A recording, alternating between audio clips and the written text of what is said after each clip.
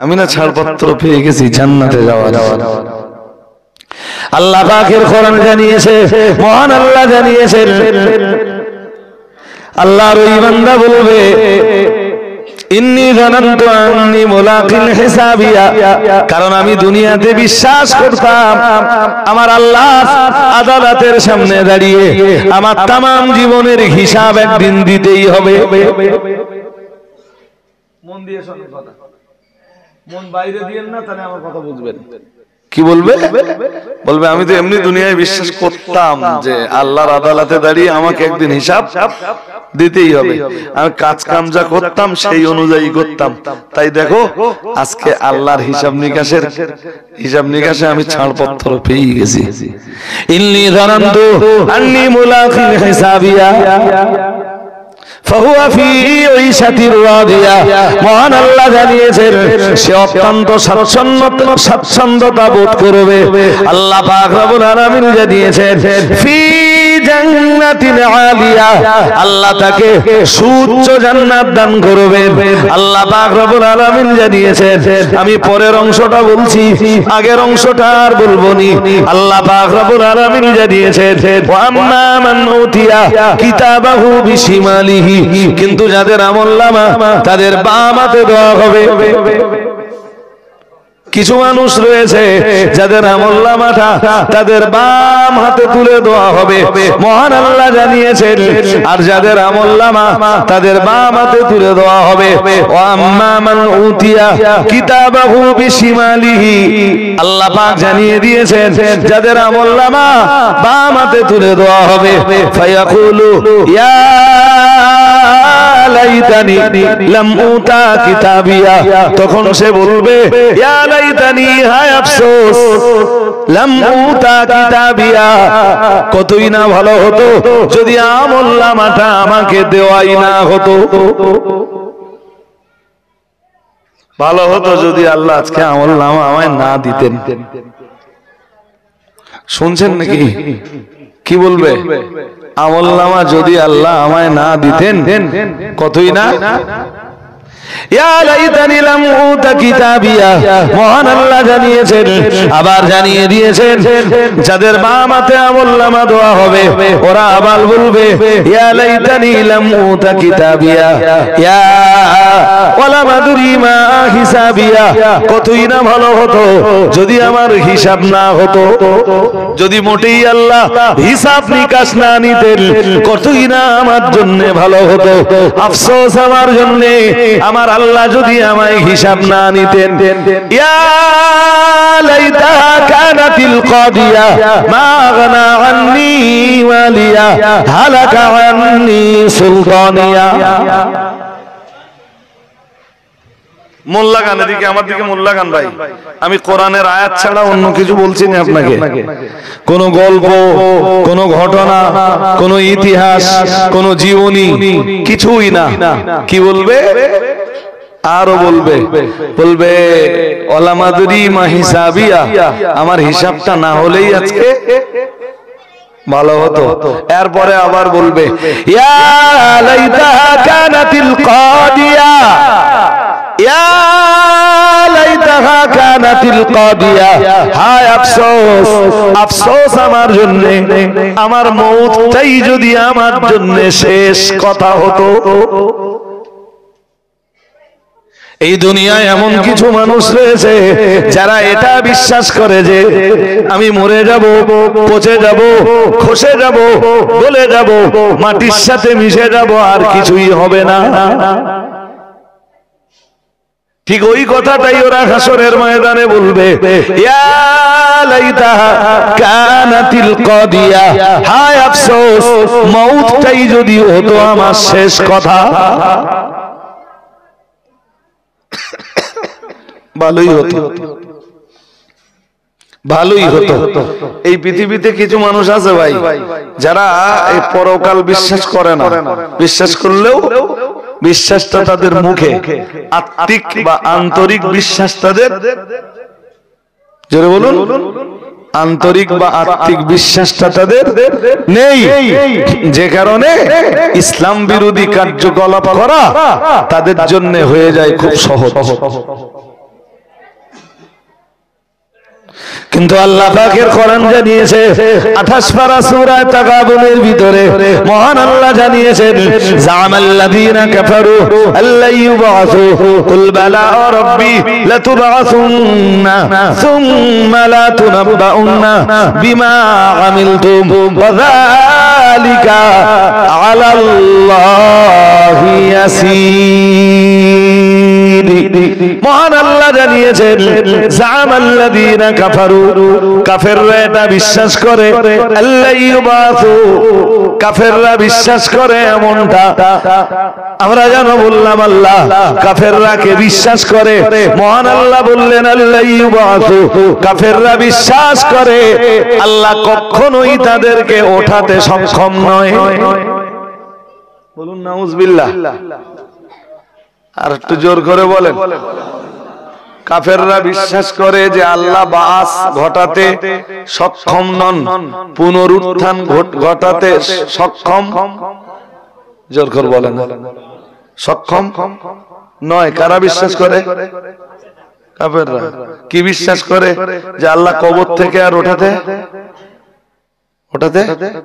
পারবে না। শুধু একটা হাদিস, হাদিস শরীফ বিবরণ দিয়েছে আনা আয়েশা রাদিয়াল্লাহু তাআলা আনহা قالت سمعت رسول الله صلى الله عليه وسلم يقول يحشر الناس حفاة عراة غرلا। সাউন্ড সিস্টেমটা আরেকটু ভালো হতো। তো কথা বলতে ভীষণ কষ্ট হচ্ছে।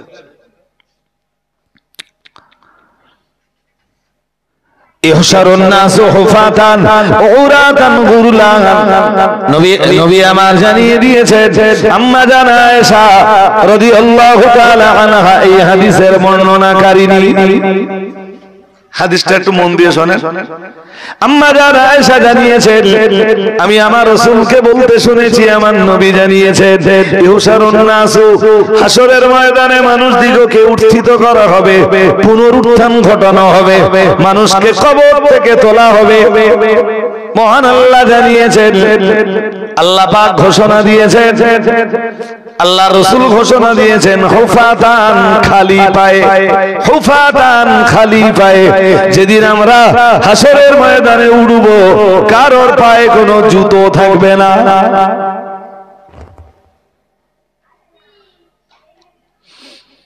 পয়সাওয়ালা লোক যারা, খুব প্রভাবশালী লোক যারা, তাদের পায়ে থাকবে? কথা হয় না। হ্যাঁ, অহংকার কিসের? হ্যাঁ, টাকার অহংকার তো তুমি চোখ ডুবলি শেষ। তো দুনিয়া তো কারোর জন্য চিরস্থায়ী দুনিয়া নয়, দুনিয়া সবার জন্য তো ক্ষণস্থায়ী দুনিয়া। কারো বা 40, কারো বা 45, কারো বা 50, কারো বা 60, কারো বা 70, কারো বা 80, কারো বা 90, খুব বেশি হলে কারো বা 100, কারো বা তার চেয়ে বেশি, আবার কারো বা তার চাইতে কম। দুনিয়া তো ক্ষণস্থায়ী দুনিয়া। এই দুনিয়ায় টাকার গরম কিসের? টাকার অহংকার কিসের? বাড়ির অহংকার কিসের? রূপ লাবণ্যের অহংকার কিসের?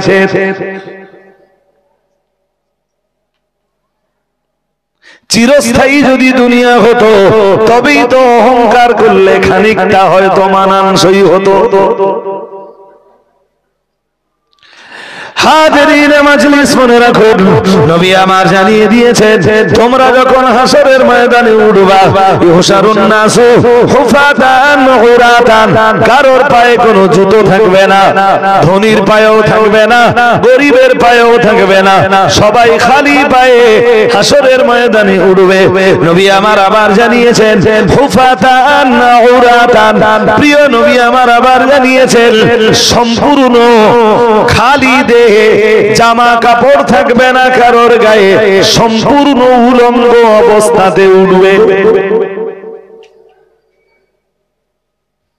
তাহলে হুফাতান, হুফাতান খালি পায়ে, উরাতান জামা কাপড়হীন, কারোর পরনে কোনো জামা কাপড়। কথা বলেন হেউ তো কোরআনে আছে। মহান আল্লাহ জানিয়েছেন কামা বাদানা আউয়ালা খালকিন নুঈদু, মহান আল্লাহ জানিয়েছেন আমি ঠিক সেইভাবে তাদেরকে হাসরের ময়দানে ওঠাবো প্রথমবার যেভাবে সৃষ্টি করেছিলাম। ওই হাদিসটা চলুন আরেকবার শুনে নেই। আম্মা জান আয়েশা থেকে বর্ণিত, সামিআতু রাসূলুল্লাহ সাল্লাল্লাহু আলাইহি ওয়াসাল্লাম ইয়াকুল, আম্মা জান আয়েশা বলেন আমি আমার নবীকে বলতে শুনেছি, আমার নবী জানিয়েছেন যে হুশারুন নাস, মানুষদিগকে হাসরের ময়দানে ওঠানো হবে হুফাতান, খালি পায়ে, উরাতান, জামা কাপড়হীন অবস্থায়, মানে উলঙ্গ দেহে। এরপরে নবী আমার জানিয়েছেন গুরলান, গুরলান শব্দের বাংলা মানে হলো খাতনাবিহীন অবস্থায়, কারোর খাতনা দেওয়া থাকবে না। অন্য ধর্মের মানুষদের খাতনা নাই বা দেওয়া হোক, অন্তত মুসলিম পরিবারে যারা বাস করে তাদের তো খাতনা, মুসলিম পরিবারের পুরুষ সন্তান যারা তাদের তো খাতনাটা দেওয়া হয়। হয় না? হয় না? কথা বলেন না কেন? হয় না? খাতনা দেওয়া হয়। কিন্তু হাসরের ময়দানে আমরা যেদিন উঠবো সেদিন কারোর কোনো খাতনা দেওয়া থাকবে না। ওই চামড়া কার কবে কেটেছে এখন সব পুরোনো মনে করতে পারবো না। পারবো? আরে হ্যাঁ না বলে না, পারবো? তারপর ওই চামড়া কোথায় আছে এখন আমরা জানি? আরে বাবা, আমাদের যখন খাতনা হয়েছিল ওই চামড়া কেটে কোথায় ফেলে দিয়েছিল তার কোনো খবর আর এখন আছে? আমরা কেউ জানি না, কিন্তু ওই চামড়া কোথায় আছে আমার আল্লাহ জানেন। হাসরের ময়দানে যখন উঠবো তখন ওই চামড়াটা আবার ওখানে আল্লাহ জুড়ে দেবেন। সুবহানাল্লাহ বলেন, আর একটু মন খুলে বলেন। তা ওই চামড়া যদি আল্লাহ খুঁজে আনতে পারেন, শুনছেন নাকি? ওই চামড়া আল্লাহ যদি খুঁজে বার করে আবার ওখানে জোড়া লাগিয়ে দিতে পারেন, আল্লাহ এই কবর থেকে আমাদের দেহ মাটির সাথে মিশে গেলেও বার করতে পারবে না?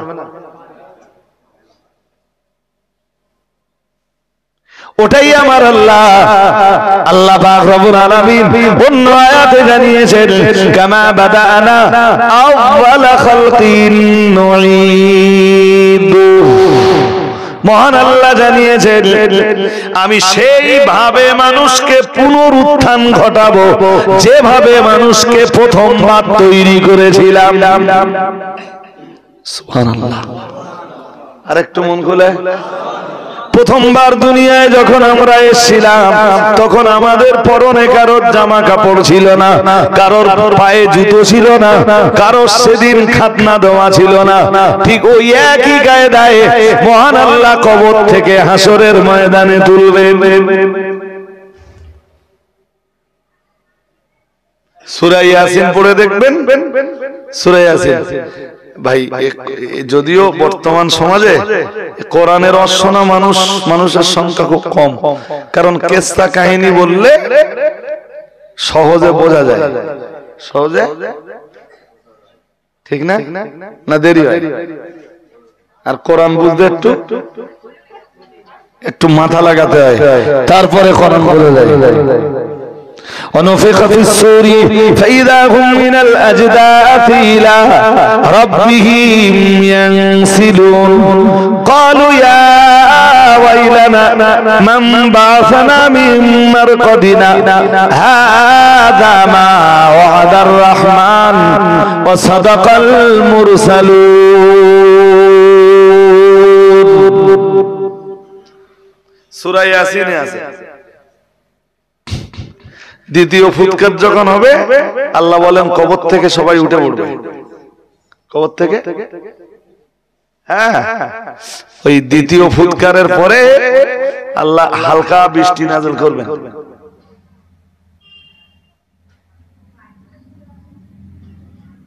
শুনছেন নাকি?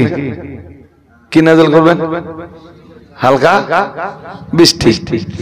আচ্ছা ধরেন বছরখানি পানি হয় না এলাকায়, কোন একটা এলাকায়, আমাদের এলাকায় ধরেন, আল্লাহ না করুন তা, বছরখানি যদি পানি না হয় তা মাঠে যা আছে সব মরে যাবে।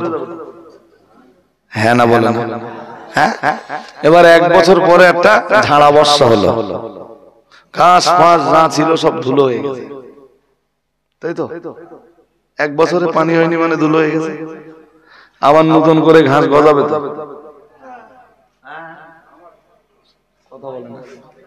গজাবে না?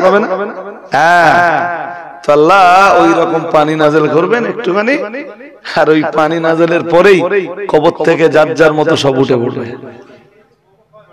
আমিও আপনিও এই এরকম দেহ নিয়ে উঠে উঠে। এবার কি শুরু বলেন দিন? বিচার। কি শুরু? জোর করে বলেন। দুনিয়ার পাপী রূপগুলো বুঝতে পারবে কবর থেকে যখন আমার আল্লাহ তুলবেন, পাপিষ্ঠ লোকেরা বুঝতে পারবে।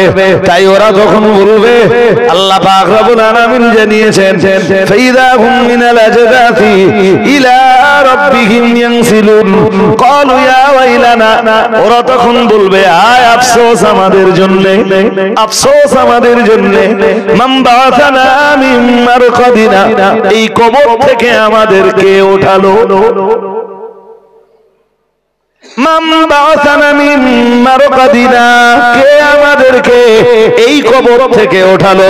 এবার তো আমাদের বিচার শুরু হবে, আর বিচার শুরু হলেই তো জাহান্নাম। তাই ওরা বলবে, আয় আফসোস, কে আমাদের ওঠালো কবর থেকে। মহান আল্লাহ জানিয়েছেন, হাযা মা ওয়াদার রহমান, মহান আল্লাহ জানিয়েছেন এটা রহমানের ওয়াদা, এটা রহমানের প্রতিশ্রুতি। সুবহানাল্লাহ। আর একটু মন খুলে বলেন, আরে বলুন না কার ওয়াদা? হ্যাঁ, রহমান কে? রহমান মহান আল্লাহ বলবেন, হাদা মা ওয়াদার রহমান, এটা তো রহমানের ওয়াদা। ও সাদাকাল মুরসালুন, এবং तमाम দুনিয়ার নবী রাসূলরা সবাই তো এই কথার প্রচার করেছেন, সবাই তো এই কথাটাকেই সত্যায়ন করেছেন।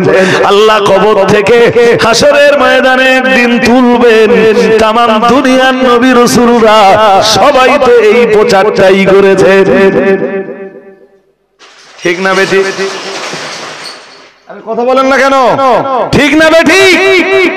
সব নবী রাসূলরা তো এই একই প্রচার করেছেন যে কবর থেকে আল্লাহ একদিন তুলবেন এবং আল্লাহর আদালতের সামনে দাঁড়াতে হবে, तमाम জিন্দেগীর হিসাব নিকাশ দেওয়া লাগবে। এটা সব নবী রাসূলরা প্রচার করেছেন না করেন? আল্লাহ তো সেই বলতেছেন, যেটা একদিকে যেমন রহমানের ওয়াদা, আর এইটাই সত্যায়ন করেছেন, এর পক্ষেই দাঁড়িয়ে কথা বলেছেন तमाम দুনিয়ার নবী রাসূলরা। সুবহানাল্লাহ। আর একটু মন খুলে বলেন, এখন তোমার মন হলে তুমি বিশ্বাস করতেও পারো, মন না হলে বিশ্বাস।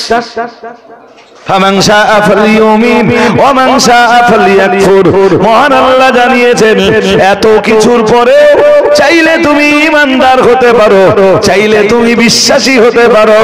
ফামান শাআ ফালইউমিন ওয়া মান শাআ ফালইয়াকফুর, আবার চাইলে তুমি কুফরিও করতে পারো, চাইলে তুমি অবিশ্বাসটাও করতে পারো। শুনছেন? কি বললেন আল্লাহ? বললেন আজকের আমি এই যে এত আলোচনা করলাম সব কোরআন দিয়ে। আল্লাহ কোরআনের এক আয়াতে বলেন তুমি এত কিছু জানার পরেও চাইলে তুমি বিশ্বাস করতেও পারো, চাইলে তুমি, তবে বিশ্বাস করলে কি হবে সেটাও আমি আল্লাহ কোরআনে বলে দিয়েছি। আর অবিশ্বাস করলে, বিশ্বাস না করলে তার ফলাফল কি সেটাও আমি আল্লাহ কোরআনে বলে দিয়েছি। দিয়েছেন না দেননি?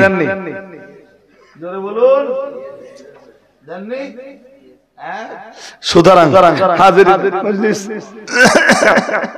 আমার বক্তব্য আপনাদের কাছে বক্তব্য আপনাদের কাছে, ভাই যিনি যেখানেই থাকেন, যে অবস্থাতে থাকেন, ঈমান 6টা মৌলিক বিষয়ের নাম।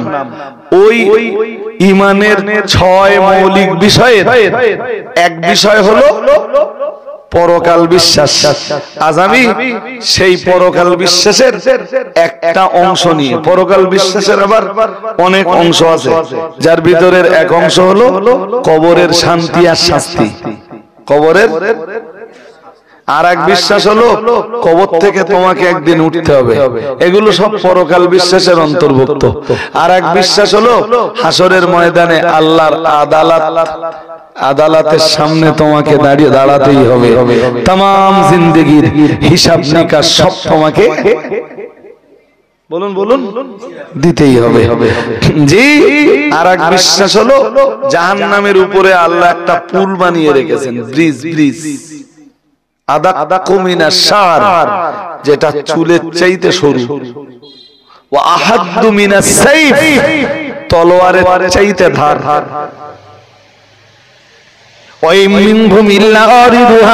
মহান আল্লাহ জানিয়েছেন ওই ব্রিজ অতিক্রম সবাইকে করতে হবে। ঈমানদার যারা, তারা তাদের ঈমানের মজবুতি অনুযায়ী ওই ব্রিজটা টপকে যাবে। কেউ বা ওই জাহান্নামের উপরে আল্লাহ যে সেতুটা নির্মাণ করে রেখেছে, কেউ বা পেরিয়ে যাবে চোখের পলকে। সুবহানাল্লাহ। আর একটু মন খুলে, কেউ বা ঘোড়ার গতিতে, কেউ বা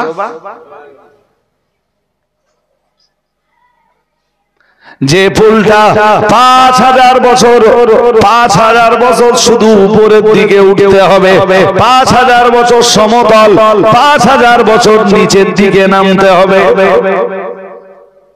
কেউ বা ওই পোলটা বেরিয়ে যাবে চোখের ইশারায়, চোখের পলকে। কেউ বা ওই পোলটা পার হবে উটের মানে ঘোড়ার গতিতে। কেউ বা ওই পোলটা পার হতে সময় নিয়ে ফেলবে অনেকটাই, তবে পার হয়ে যাবে। আবার ওই পোলের নিচেই থাকবে জাহান্নাম, ওখান থেকে পড়লেই জাহান্নাম। এটাও পরকাল বিশ্বাসের সারা অঙ্গ, পরকাল বিশ্বাসের শেষ অঙ্গ। কেউ বা জান্নাতের ভিতরে যাবে আর কেউ বা জাহান্নামে। ও ভাইরা আমার, মনে রাখুন, আমি সূরা হাক্কার যে আয়াতগুলো পড়ছিলাম, চলুন আয়াতগুলো শেষ করে নেই। বক্তব্যের প্রাসঙ্গিকতা আর আমি বলবো না, মহান আল্লাহ জানিয়ে দিয়েছেন, ওয়া আম্মা মান উতিয়া কিতাবাহু বিশিমালিহি, যাদের বাম হাতে আমলনামা দেওয়া হবে, ওরা তখন বলবে, ফায়াকুলু ইয়া লাইতানি লাম উতা কিতাবিয়া, হায় আফসোস, আজকে যদি আমায় আমলনামা নাই বা দেওয়া হতো, ওয়ালাম আদরি মা হিসাবিয়া, আমি যদি আমার হিসাব নিকাশের ব্যাপারে কিছুই না জানতে পারতাম। তার মানে আমার আজকের দিনে যদি হিসাব নিকাশটা নাই বানানো হতো। মহান আল্লাহ জানিয়েছেন, আবার জানিয়েছেন, বাম হাতে যারা আমলনামা পাবে ওরা আবার বলবে, ইয়া লাইতাহা কানাতিল কাদিয়া, হায় আফসোস, মউতটাই যদি আমার শেষ কথা হতো, মউতের পরে আর যদি কিছুই নাই বা হতো, আমার জন্য সেটাই ভালো হতো। ইয়া লাইতা কানাতিল কাদিয়া মা আগনা আন্নি মালিয়া। মহান আল্লাহ জানিয়েছেন, ওরা আফসোস করে সেদিন বলবে, আমার উপার্জিত সম্পদ, আমার উপার্জিত মাল তো আমার কোনো কাজে আসলো না। ইয়া লাইতা কানাতিল কাদিয়া মা আগনা আন্নি মালিয়া, ওরা বলবে আমার উপার্জিত টাকা পয়সা ধন সম্পদ আমার কোনো উপকারে এলো না। আল্লাহ পাক আবার জানিয়ে দিয়েছেন, ওরা আরো বলবে হালাকা আন্নি সুলতানিয়া, আমার নেতৃত্ব আমার কর্তৃত্ব শেষ হয়ে গেল, আমার নেতৃত্ব কর্তৃত্ব তো আমার কোনো কাজে আসলো না। দুনিয়ায় এক ডাক দিলে 200 মানুষ আমি আমার হাতের কাছে পেয়ে যেতাম, 2-4 হাজার মানুষ আমার কাছে পেয়ে যেতাম, আমার নেতৃত্ব কর্তৃত্ব তো আমার কোনো উপকারে এলো না। বুঝতে অসুবিধা হয়? হ্যাঁ না বলবেন তো? তোমার এই কর্তৃত্ব, তোমার এই নেতৃত্ব এক ডাক দিলে 200, 500, 1000, 2-5,000, 20-50,000 লোক তুমি পাও। এটা এটা এটা এটা তো শুধু তোমার দুনিয়ার জন্য, হাসরের ময়দানে তোমার এসব কোনো কাজে আসবে? জোর করে বলুন।